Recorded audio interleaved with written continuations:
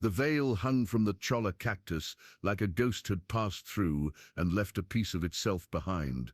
Thomas Garrett reined his horse to a stop, squinting against the late afternoon glare, white lace, delicate as spiderweb, fluttering in the hot wind. Out here, 15 miles from the nearest town, where nothing grew but creosote and stone, it made no sense. He dismounted slowly, boots crunching on calico, and reached for the fabric. It was real. Silk and lace, hand-stitched, the kind of thing that cost more than most men made in a month. And it was stained dirt along the hem, a smear of what might have been blood near the edge. Thomas's jaw tightened. He scanned the desert, shading his eyes. Nothing but empty land rolling toward distant mesas. No tracks, no wagon ruts, just the veil, snagged and waiting like a marker, or a trap. He should leave it, ride back to his ranch, to the silence and dust that had been his only companions for 3 years, since Margaret died, since the fever took her and the baby both, and left him with a house too big and a grief too heavy to name. But something about the veil made his chest ache. Some woman had worn this, had maybe dreamed in it, smiled in it, and now it was out here, abandoned in a place where things came to die. Thomas folded it carefully and tucked it into his saddlebag. Then he looked closer at the ground. There, faint, almost invisible in the hard pan, a partial boot print, small, a woman's boot, and another, a few feet away, heading northwest toward the canyon country. His horse shifted uneasy. Thomas stroked its neck, thinking. He had cattle to check, fence to mend, 100 reasons to turn around. He turned northwest instead. The tracks were hard to follow, disappearing on rock and reappearing in patches of sand. But he'd been tracking strays and coyotes for 20 years, and he knew how to read the land. Someone had come this way on foot, moving fast, stumbling. He found a torn piece of white petticoat, an hour later, caught in the branches of a mesquite, then a single white button, stamped with tiny roses. The sun dipped lower. Thomas knew he should turn back before dark, but the thought of some woman out here alone, hurt or worse, pulled him forward like a rope around his ribs. Just before dusk, he smelled smoke. He dismounted and led his horse on foot, moving quiet. The canyon narrowed, red stone walls rising on either side, and the smoke grew thicker. Voices drifted on the wind, low, tense, male. Thomas crept to the canyon rim and looked down. A camp, 4 men around a fire, rifles propped against saddles, and sitting apart from them, hands bound back against a rock, was a woman in a torn wedding dress. Her dark hair hung loose around her shoulders, blood crusted one side of her face, but her eyes, even from this distance, Thomas could see the defiance burning in them. She wasn't broken, not yet. One of the men stood, walked over to her, said something Thomas couldn't hear. The woman spat at his feet. The man backhanded her across the face, and she hit the ground hard. Thomas's hand moved to the rifle on his saddle before he could think. 4 against 1, bad odds, but he'd faced worse. Thomas waited until full dark. The men below ate, drank whiskey, and laughed, rough, ugly sounds that echoed off the canyon walls. The woman hadn't moved from where she'd fallen. One of the men had tied her to the rock with a length of rope around her waist. Thomas counted the rifles, 4 plus sidearms. He had his Winchester, his Colt, and the element of surprise. Maybe he could ride for the law. Nearest marshal was in Pueblo Wells, a full day's ride. By the time he got back, these men would be long gone, and the woman. He didn't let himself finish the thought. He worked his way down the canyon wall, slow and silent, using the darkness and the stone for cover. His heart hammered, but his hands were steady. It had been a long time since he'd pointed a gun at a man, but the muscle memory was still there, buried under years of quiet. He reached the canyon floor 50 yards from the camp. The men were drinking harder now, their laughter louder. One had passed out by the fire, 3 awake, but dulled by whiskey. Thomas circled wide, staying low. The woman's head was down, but as he drew closer, he saw her eyes flick toward him. She stiffened, just slightly, saw him. He pressed a finger to his lips. She gave the smallest nod. Thomas crept behind the rock where she was tied. His knife was out, sawing through the rope, when one of the men stood, "Gonna check on the horses." The man slurred, walking straight toward Thomas's position. Thomas froze, the woman's breath hitched, the rope gave way, but there was no time. The man was 10 feet away, fumbling with his belt, about to step around the rock and see them both. The woman moved first. She grabbed a stone the size of her fist and hurled it toward the far side of camp. It clattered against the canyon wall, loud as a gunshot. All 3 men spun toward the sound. The hell was that? She threw something. In the confusion, Thomas grabbed the woman's hand and pulled her into the shadows. They ran low and fast, toward the canyon mouth. Behind them, shouts erupted. "She's gone, find her."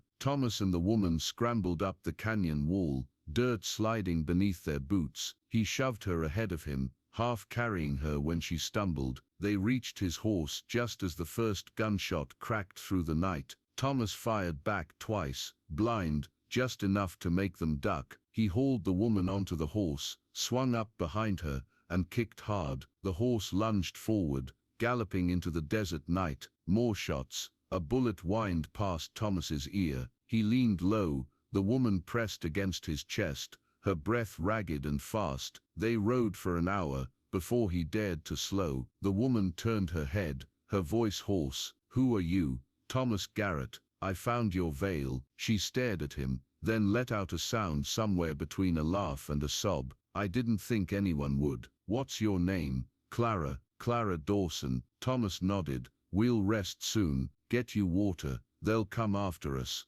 "I know. I'm sorry." "For what?" "For pulling you into this." Thomas looked down at her, this woman in a ruined wedding dress, who'd just thrown a rock to save his life. "You didn't pull me anywhere. I chose to come." Clara closed her eyes. "Thank you." Thomas didn't answer. He just rode, the weight of her against him, the stars cold and bright overhead, and behind them the sound of hoofbeats beginning to follow. They reached Thomas's ranch 2 hours before dawn. It wasn't much, a small adobe house, a barn, a corral with 3 horses and a handful of cattle, but it was defensible, with clear sightlines and water from a well. Clara slid from the horse, legs buckling. Thomas caught her, steadied her. Up close he could see the extent of it, bruises on her wrists, a cut above her eye, the wedding dress torn and filthy. "Inside," he said. He got her water, bread, a blanket. She sat at the table, shaking, and drank like she'd been dying of thirst. Maybe she had been. "Tell me what happened," Thomas said quietly. Clara set the cup down, her hands were still trembling. "I was supposed to marry a man named Richard Talmadge, a rancher, up near Silver City. Rich. My father arranged it, said it was a good match." Her voice went flat. "I met Richard twice before the wedding. He seemed fine, a little cold, but fine." She paused, staring at nothing. "The wedding was yesterday. We said the vows, had the dinner, and that night Richard, he told me the truth. Told me I was his 4th wife, that the other 3 had run off, but he said it like a joke, like he knew I'd understand." Thomas's gut twisted. "I saw it in his eyes." Clara whispered, "He was going to kill me. Maybe not that night, maybe not for months, but eventually. So I ran, took a horse, rode as far as I could before it threw me. I kept running on foot, and then those men found me, friends of Richard's, sent to bring me back. They say where they were taking you." "Back to him." Her voice cracked. "He paid them $200 to return me alive. More if I was intact." Thomas stood, paced to the window. The horizon was starting to lighten, pale gray bleeding into the black. "They'll be here by noon." "I know. There's a town 2 days east. You could." "He'll find me. Richard has money, connections. He'll hunt me down no matter where I go." Clara looked at him, eyes red-rimmed but fierce. "Unless he stopped." Thomas turned. "You're talking about killing him. I'm talking about surviving." The words hung in the air. Thomas thought of Margaret, of the life they'd planned, the future that had been ripped away. He'd spent 3 years trying to outrun his grief, burying himself in work and silence, and now here was this woman, asking him to step back into the world, into violence, into risk. He should say no, should put her on a horse and send her east, wash his hands of it. How many men does Richard have? He asked instead. Clara blinked. At the ranch, maybe a dozen, but he won't bring them all. He'll come himself. With the 4 who took me, he'll want to handle me personally. 5 men then. You can't fight 5 men alone. I don't plan to fight them at all. Thomas pulled his rifle from the rack, checked the ammunition. I plan to make them think twice about coming here. Clara stood. Let me help. You can barely stand. I can shoot. Thomas looked at her. This woman who'd run through the desert in a wedding dress, who'd thrown a rock to save a stranger, who had every reason to give up and hadn't. He handed her a shotgun. Then let's get ready. They spent the next 3 hours preparing. Thomas positioned rifles at windows, loaded the shotgun, filled barrels with water in case of fire. Clara, despite her exhaustion, worked without complaint, her movements quick and sure. By mid-morning, the dust appeared on the horizon. 5 riders, just as Clara had said, coming fast. Thomas and Clara took their positions, he at the front window, she at the side. The riders stopped 100 yards out, just beyond rifle range. One man rode forward, tall, well-dressed, dark hair slicked back. Even from a distance, Thomas could see the cruelty in the way he sat his horse, like he owned everything he looked at. Richard Talmadge. Clara, he called out, voice smooth as oil. I know you're in there. Come out, darling. Let's talk about this. Clara's hands tightened on the shotgun. She said nothing. I'm not angry, Richard continued. You were scared, I understand, but this man, whoever he is, he's filled your head with nonsense. Come home, and we'll forget this ever happened. Thomas stepped into the doorway, rifle leveled. She's not going anywhere. Richard's smile didn't falter. And you are the man who's going to shoot you if you don't leave. 1 man, 5 of us. Richard shrugged. I don't like those odds, friend. Then leave. Richard's smile finally fell away. Last chance, Clara. Walk out now, or I burn that house down around you. Thomas cocked the rifle. Try it. For a long moment, no one moved. The desert wind hissed through the scrub. Somewhere a hawk screamed. Then Richard raised his hand and his men reached for their guns. The first shot came from Thomas's rifle, deliberate, kicking up dirt 2 feet in front of Richard's horse. The animal reared, and Richard fought to control it,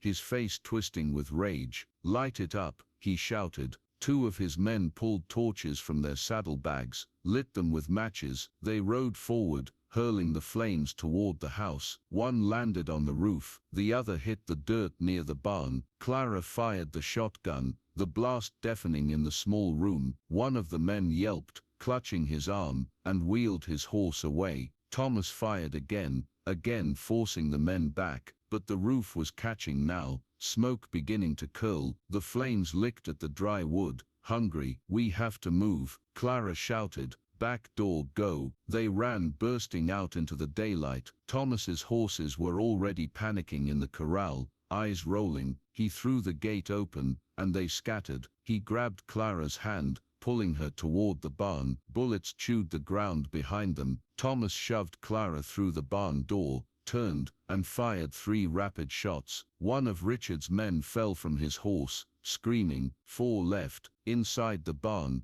Thomas slammed the door shut, braced it with a post. Clara reloaded the shotgun, her hands shaking but fast. What now? Thomas scanned the barn. Hay bales, saddles, tools, and in the corner, a tin of kerosene he used for the lamps. An idea formed, reckless and desperate. Can you ride bareback? He asked. Yes. Then get ready. Thomas grabbed the kerosene, poured it across the hay near the front of the barn. He pulled a match from his pocket, struck it, and tossed it. The hay erupted in flames, roaring to life. What are you doing? Clara yelled, giving us cover. Come on. They ran to the back of the barn, where his last horse, an old bay mare, stood trembling. Thomas boosted Clara onto its back, then swung up behind her. The fire was spreading fast now, smoke filling the barn. Hold on. He kicked the mare forward, hard. They crashed through the back barn door, splinters flying, and galloped into the open desert.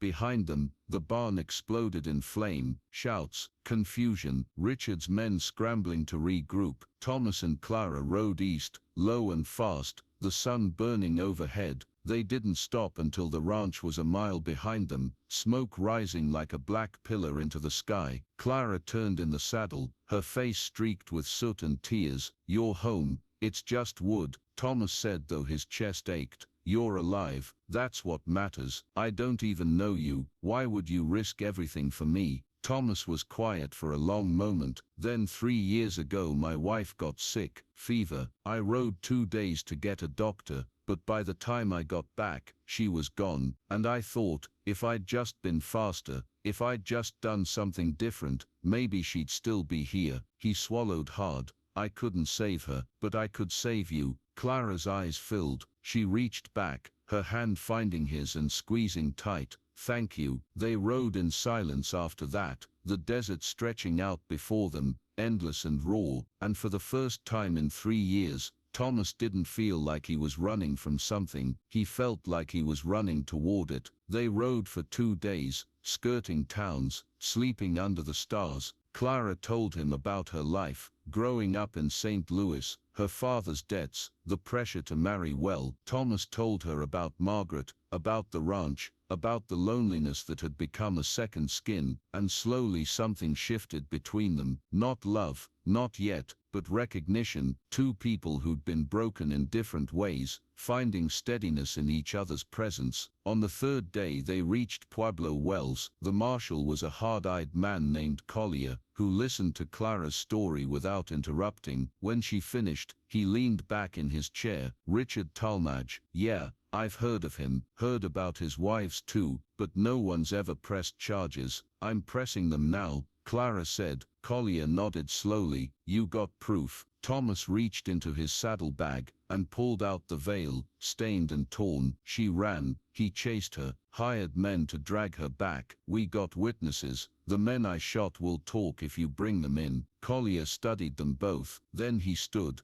"All right, I'll ride out with a few deputies. If what you're saying is true, Talmadge is done. He'll fight," Clara warned. "Then he'll hang." Collier tipped his hat. "You two stay put. I'll be back in a week." They rented a room at the boarding house, separate beds, a table between them. Clara washed her hair, mended her dress as best she could. Thomas sat by the window, watching the street, waiting for Richard's men to appear. They never did. A week later, Collier returned. Richard Talmadge had been arrested. 2 of his men had confessed, hoping for lighter sentences. Evidence had been found at his ranch, letters, belongings from the other wives, graves. Richard would stand trial and hang. Clara wept when she heard, not from grief, but from relief so overwhelming, she couldn't stand. Thomas held her until the shaking stopped. "What will you do now?" he asked quietly. Clara pulled back, wiping her eyes. "I don't know. I have no money, no family who'd take me back. I'm alone." Thomas hesitated. "Then you could come with me, help me rebuild the ranch. It's not much, and it's hard work, but..." He trailed off, suddenly uncertain. Clara looked at him, really looked, her dark eyes searching his face. "Are you sure?" "I'm sure." She smiled, small and tentative. "Then yes." They rebuilt the ranch over the next year. Thomas taught Clara to mend fence, brand cattle, read the weather. Clara taught Thomas to laugh again, to cook something other than beans, to believe the future might hold more than ghosts. They married the following spring. No fancy dress this time,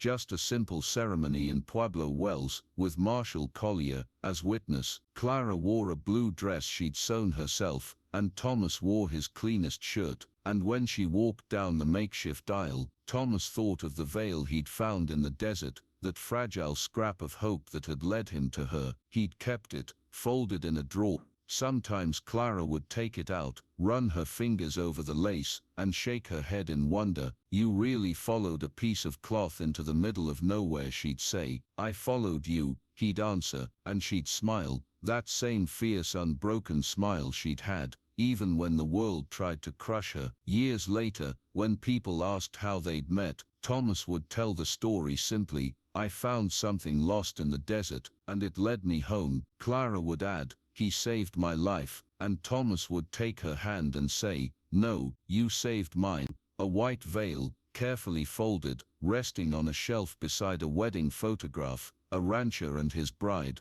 standing in front of a rebuilt adobe house, their hands intertwined, their smiles brighter than the desert sun,